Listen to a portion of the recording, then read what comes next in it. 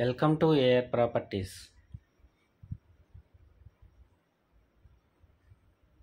నమస్తే అండి. మనం చూడబోయే ప్రాపర్టీ వచ్చేసి విజయవాడ పెనమలూరు గేటెడ్ కమ్యూనిటీలో ఉంటుందండి. ఈస్ట్ ఫేసింగ్ ప్లాటు 213 చదరపు గజాలు ప్లాట్ అండి.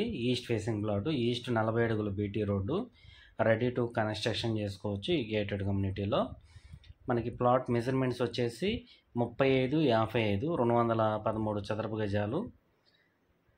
మనకి పర్ చదరపు గజం వచ్చేసి